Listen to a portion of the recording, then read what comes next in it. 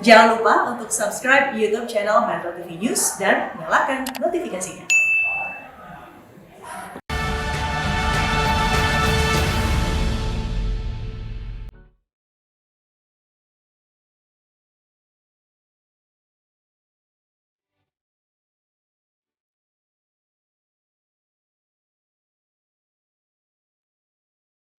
Pemirsa, Indonesia memiliki putri-putri bangsa yang sangat membanggakan.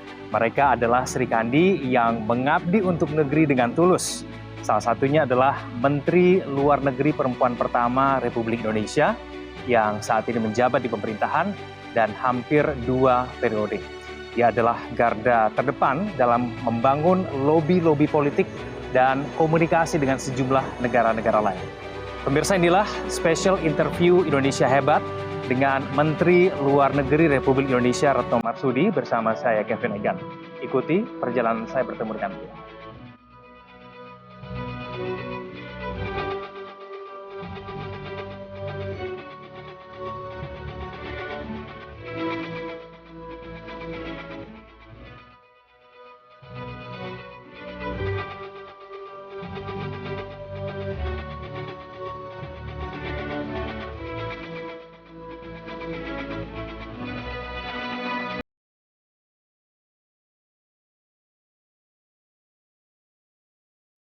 Pemirsa, kembali lagi bersama saya Kevin Egan di special interview Indonesia Hebat, dan pada saat ini saya sudah bersama dengan Menteri Luar Negeri Republik Indonesia, Ibu Retno Marsudi. Ibu Retno, terima kasih atas waktunya di tengah-tengah kesibukannya mau berbagi waktu bersama kami di Metro TV. Terima kasih Mas Egan, semoga sehat selalu. Semoga sehat selalu. Terima kasih Bu Retno. Hari ini saya diterima di Ruang Bendera Gedung Pancasila Kementerian Luar Negeri yang informasinya Bu Retno ini adalah ruangan yang sangat penting Bu ya. Ini ruangan ketika kemudian menerima banyak tamu-tamu penting dari negara-negara lain. Yeah. Betul ya Bu Retno ya. Nah, Bu Retno berbicara mengenai tamu-tamu penting. Kita pada tahun ini menjadi tuan rumah Forum Internasional G20. Sejauh ini evaluasinya seperti apa Bu Retno? Dan kemudian persiapannya menuju puncaknya nanti di bulan November seperti apa Bu Retno? Ya. Jadi ruangan ini memang betul ruangan yang selalu saya gunakan pada saat saya menerima para menteri luar negeri dari negara lain. Sejarah dari ruangan ini adalah ruangan yang dipakai pada saat lahirnya Pancasila. Ya. Nah, kembali ke pertanyaan mengenai G20. Yang perlu saya sampaikan pertama adalah bahwa dunia saat ini, Mas Egan, dalam kondisi yang sangat cair, dinamikanya sangat banyak, menghadapi banyak sekali tantangan at the same time. Jadi banyak tantangan pada saat yang sama. Pandemi COVID-19 belum selesai, kemudian muncul perang di Ukraina, kemudian muncul monkeypox, kemudian muncul perkembangan baru yang ada di Selat Taiwan. Jadi Sekjen PBB itu mengatakan this is a perfect storm. Nah, di tengah situasi seperti itulah Indonesia menjadi presiden atau menjadi ketua dari G20. Jadi bisa dibayangkan betapa serunya kita dalam menjalankan keketuaan kita. Tetapi alhamdulillah so far so good. So far so good bukan berarti mudah ya. Tantangannya besar. Tetapi kita dapat mengelolanya sejauh ini dengan baik. Saya berikan 2 contoh. Misalnya pada saat ada 2 pertemuan yang hampir berturut-turut, di mana kita pada tingkat menteri, di mana kita menjadi tuan rumah, yaitu pertemuan para menteri luar negeri G20 Juli, dan pertemuan menteri keuangan dan gubernur bank sentral G20. Bedanya cuma 1 minggu di bulan Juli. Nah, di awal-awal kita sempat berpikir dan banyak sekali yang memperkirakan bahwa gak bakal semua menteri luar negeri mau hadir secara in person. Tetapi kenyataannya bahwa semua menteri luar negeri, anggota G20 plus menteri luar negeri undangan, semuanya hadir secara in person. Jadi yang mengirimkan pesan lewat virtual adalah Menteri Luar Negeri Ukraina karena ada sedang pada saat itu mengalami kecelakaan kaki sehingga beliau harus pakai kruk dan tidak bisa traveling jauh. Nah, bahwasanya di dalam debat muncul isu yang terkait dengan Ukraina itu adalah sesuatu yang memang tidak bisa dihindari. Selama bahwa debat mengenai isu Ukraina itu kemudian tidak mengganggu bahasan pokok yang harus dilakukan di dalam G20. Jadi kan prioritas kita ada 3, kesehatan, energi, transisi energi, transformasi digital. Pada saat kita membahas mengenai masalah kesehatan, semua orang bicara oke, ini pandemi, semua negara tergagap semuanya. Sekarang pembicaraan kita adalah bagaimana kita mempersiapkan dunia menghadapi next pandemi. Oleh karena itu harus ada pengumpulan resources dan sebagainya dari semuanya. Alhamdulillah per detik ini kita sudah bisa mengumpulkan dana yang kita namakan Financial Intermediary Fund FIF yang jumlahnya adalah 1,3 miliar US dollar. Itu adalah untuk penanganan atau antisipasi pandemi yang akan datang. Itu adalah salah satu contoh yang menunjukkan bahwa kita masih fokus kok terhadap pekerjaan-pekerjaan G20. Dan saya perlu sampaikan, saya apresiasi dukungan penuh dari semua anggota G20 terhadap keketuaan Indonesia.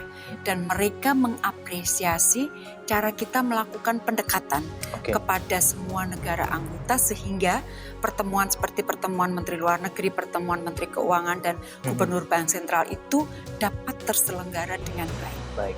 Nah ini menyambut nanti di bulan November pertemuan puncaknya nih, Bu Retno. Apakah kemudian kita bisa berharap ada kedatangan dari Presiden Ukraina dan juga Presiden Rusia Vladimir Putin? Apakah kita sudah bisa membayangkan itu terjadi nanti di bulan November nanti, Bu Retno? Jadi kalau kita membayangkan apakah November nanti dunia dalam kondisi baik-baik saja, damai, kayaknya to be very honest agak susah ya. Agak susah karena kita masih belum tahu kapan konflik perang di Ukraina dapat terjadi. Kita masih belum tahu seberapa jauh tensi meningkat misalnya di Selat Taiwan.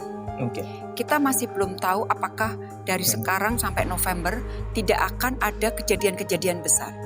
Tetapi tugas kita, presidensi kita adalah memberikan pemahaman dan ini so far it went very well. Kita ini punya tanggung jawab loh. Jadi para pemimpin negara G20 dituntut tanggung jawabnya, ditunggu oleh dunia. Hasil kerja G20 itu akan seperti apa? Apakah akan memberikan kontribusi pada upaya pemulihan ekonomi dunia atau tidak? Jadi kita harus lead by example.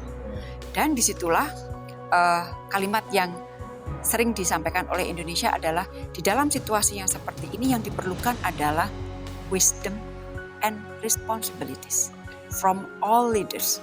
Pemimpin dunia dituntut kearifan dan tanggung jawab. Baik, Bu Retno, nanti di segmen selanjutnya saya ingin bertanya masih berkaitan dengan misi mewujudkan perdamaian dunia bagi Indonesia. Pemirsa jangan kemana-mana, special interview Indonesia Hebat akan segera kembali saja.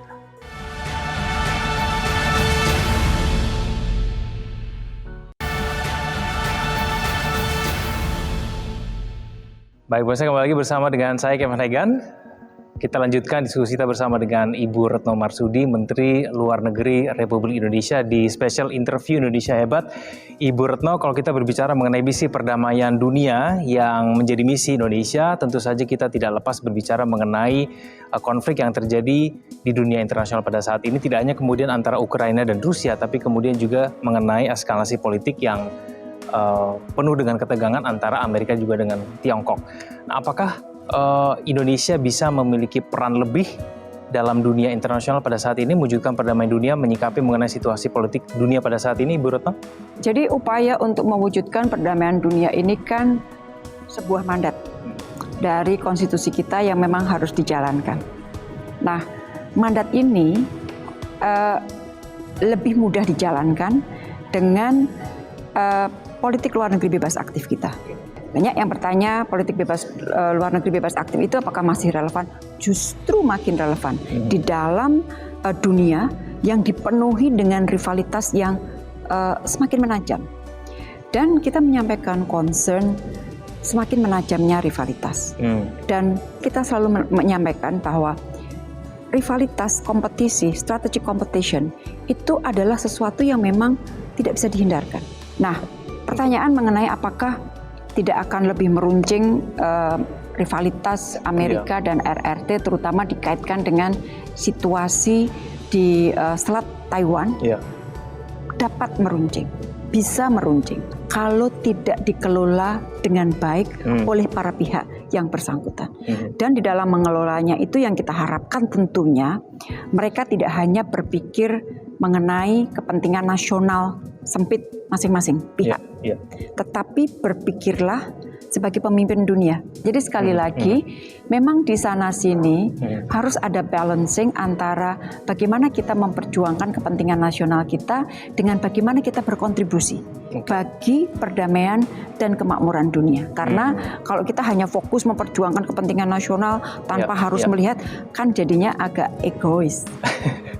Jangan sampai itu terjadi ya Bu Retno ya. Bu Retno, karena kita masih berbicara mengenai peran Indonesia di internasional, peran kita tidak hanya menjadi tuan rumah di G20, tidak hanya berhenti di situ, tapi kemudian di tahun depan kita juga akan menjadi ketua ASEAN. Apa nih Bu Retno yang mungkin bisa menjadi target buat pemerintah Indonesia? Peran seperti apa yang nanti akan dijalankan di sana, dan seperti apa kemudian manfaatnya untuk Indonesia untuk ASEAN nanti? Jadi sekarang ini kalau di Kementerian Luar Negeri sambil kita terus mempersiapkan KTT yang sekali lagi nggak mudah karena situasi dunianya yang memang tidak mudah.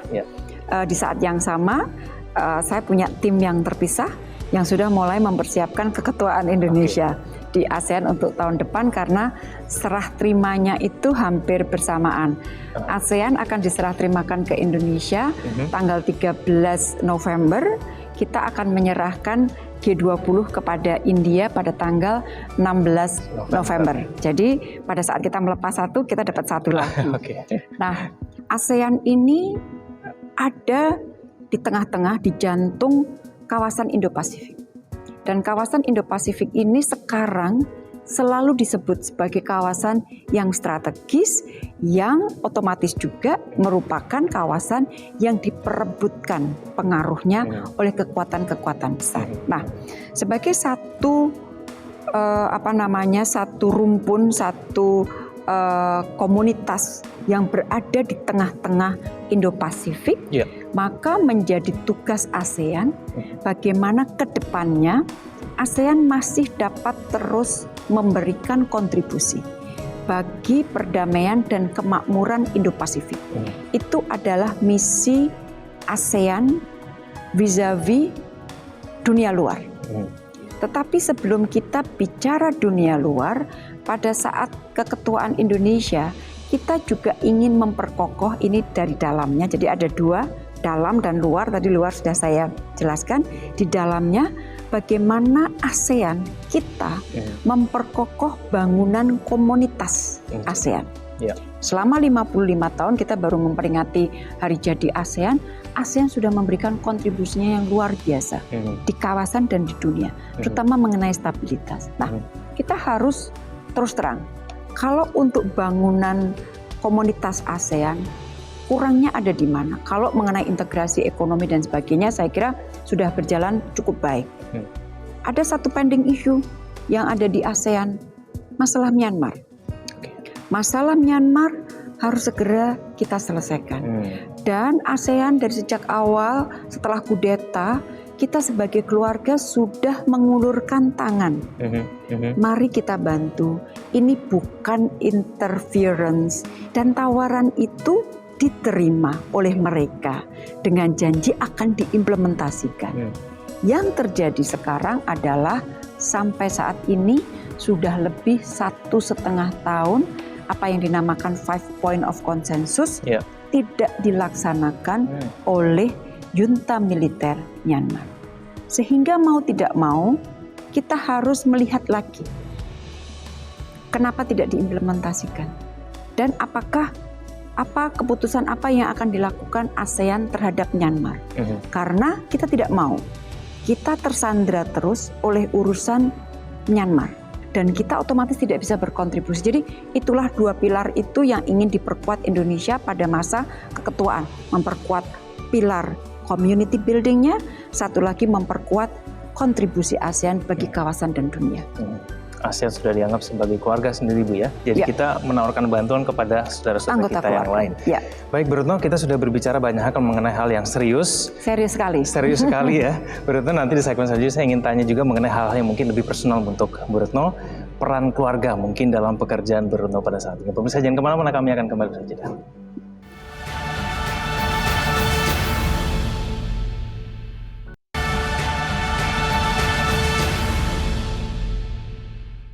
Pemirsa, kembali lagi bersama saya di Special Interview Indonesia Hebat. Kembali kita diskusi bersama dengan Ibu Retno Marsudi. Ibu Retno, kita berbicara lebih ringan sekarang mengenai keluarga Bu Retno. Bu Retno, di tengah kesibukan Bu Retno sebagai Menteri Luar Negeri, apa sih arti keluarga untuk Bu Retno? Dukungannya seperti apa? Bagaimana kemudian Bu Retno bisa membagi waktu antara keluarga lalu kemudian Menteri Luar Negeri? Bu Retno. Keluarga perannya gede sekali. Jadi nggak cuma gede tapi gede sekali. Gede sekali. Karena saya yakin saya tidak akan mampu menjalankan tugas yang memakan perhatian yang harus fokus. Iya. Kalau keluarga tidak dalam kondisi baik-baik. Oke. Jadi kita harus selesai dulu dengan keluarga, kita atur, kita kelola keluarga dengan baik, baru disitulah menjadi fondasi, menjadi pijakan kita untuk kemudian kita berperan di masyarakat, apapun lah. Kebetulan saya sedang diberikan tanggung jawab memimpin Kementerian Luar Negeri. Jadi keluarga inti saya punya 2 anak, laki-laki, udah menikah semua, udah punya cucu 2, hampir 3, insya Allah dalam beberapa hari lagi. Mereka semuanya memberikan dukungan yang sangat kuat bagi saya. Itu yang membuat saya tenang bekerja, dapat fokus bekerja, karena sekali lagi keluarga dalam kondisi baik-baik. Jadi kalau ditanya peran keluarga sangat-sangat besar. Tapi masih ada waktu untuk berkeluarga? Oh iya dong. Kita itu janjian hari Sabtu, itu pokoknya semua kumpul untuk makan bareng. Saya masih ngomong cucu. Kadang-kadang saya masih nidurin cucu pakai selendang itu, saya masih nidurin cucu karena itu kebahagiaan yang nggak ada nilainya. Jadi saya Menteri Luar Negeri, tapi saya adalah istri, saya adalah ibu, saya adalah eyang putri, tetap kan. Masih ada komplain nggak sih Bu Retno mungkin dari suami, dari cucu, dari anak, ini kok Bu Retno kok jalan-jalan ke luar negeri terus, mungkin melihatnya begitu ya, bertugas terus di luar, mungkin nggak pernah ada waktu di rumah. Pernah nggak sih ada komplain seperti itu Bu Retno dari keluarga? Kalau saya lama nggak pergi, malah mereka nanya, "Ma, kok nggak pergi, Ma?" Oh gitu ya? Jadi karena dari kecil ya, kan saya sudah bergabung dengan Kementerian Luar Negeri sebelum saya menikah ya. Jadi pada saat saya mulai melahirkan anak pertama, anak kedua, anak-anak saya ibunya adalah seorang diplomat. Sehingga saya dalam berkomunikasi dengan anak-anak saya dari awal memberikan pemahaman bahwa ibumu adalah diplomat, yang berarti dia tidak bisa menunggu kamu 24 jam. Tapi saya berjanji saya tetap akan memelihara kualitas saya sebagai ibu sama tidak kurang dengan yang lainnya. Bu Retno, ini saya juga pengen bertanya mengenai peran perempuan. Kan Bu Retno ini menjadi Menteri Luar Negeri perempuan pertama Indonesia. Mungkin masih banyak orang yang menganggap bahwa ketika kita punya peran di dunia internasional begitu, itulah dunia yang masih didominasi oleh laki-laki. Kenyataannya memang seperti itu ya Bu Retno. Tantangannya seperti apa Bu? Ketika kemudian menjadi perempuan yang mungkin di antara banyak laki-laki, itu seperti apa? Ya memang ada anggapan, dan anggapan itu tidak salah tapi tidak semuanya benar juga. Bahwa kadang-kadang saya pun tidak merasa bahwa saya ini perempuan. Karena kolega-kolega saya, teman-teman laki-laki saya menghormati kita-kita yang perempuan, memberikan hak yang sama, dan juga bekerja sama dengan sangat baik. Masih minoritas dalam konteks sampai ke titik yang tinggi, karena misalnya di ASEAN, saya satu-satunya Menteri Luar Negeri yang perempuan. Kalau dalam konteks dunia, kita udah lebih banyak, katakanlah 30 lah, maksimal 30 dari 200 sekian negara kan masih tetap minoritas. Tetapi kalau kita lihat rekrutmen yang baru di Kemlu ini sebenarnya sudah 50-50. Oke. 50-50. Jadi sekali lagi, kalau toh ada mitos bahwa itu dunia laki-laki, nggak salah, tapi tidak semuanya benar. Dan oleh karena itu, thanks God, kita memberikan kesempatan yang luas kepada perempuan, dan dengan diberikannya saya kepercayaan sebagai Menteri Luar Negeri itu sekaligus mematahkan bahwa perempuan juga bisa menjadi Menteri Luar Negeri. Baik, Bu Retno, kita special interview Indonesia Hebat dalam rangka Hari Kemerdekaan Indonesia ke-77. Apa nih, Bu, makna kemerdekaan untuk Ibu Retno Marsudi? Kemerdekaan itu kan kebebasan ya. Tapi dalam kebebasan itu ada tanggung jawab yang kita harus jalankan. Mari kita gunakan kebebasan ini untuk membawa kapal Indonesia semakin cepat melaju, dan semuanya tetap dalam satu kapal yang sama untuk mencapai tujuan. Tujuan Indonesia apa? Indonesia yang maju, Indonesia yang lebih baik untuk semua. Jadi gunakan sekali lagi kebebasan, kemerdekaan yang kita perjuangkan dengan susah payah ini dengan melakukan tanggung jawab kita. Dan jangan lupa, di dalam kapal Indonesia itu kita beragam.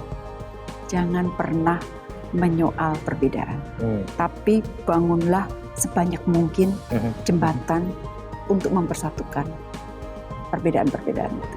Itu tidak akan terperangkap. Insya Allah kita harus tetap stay fokus memperjuangkan kepentingan nasional kita. Baik, Bu Retno, terima kasih atas waktunya. Sehat-sehat selalu, Bu Retno. Terima kasih. Baik, pemirsa, demikian wawancara saya dengan Ibu Retno Marsudi, Menteri Luar Negeri perempuan pertama Republik Indonesia. Sampai jumpa di special interview episode selanjutnya. Sampai jumpa. Terima kasih, Bu Retno. Terima kasih juga.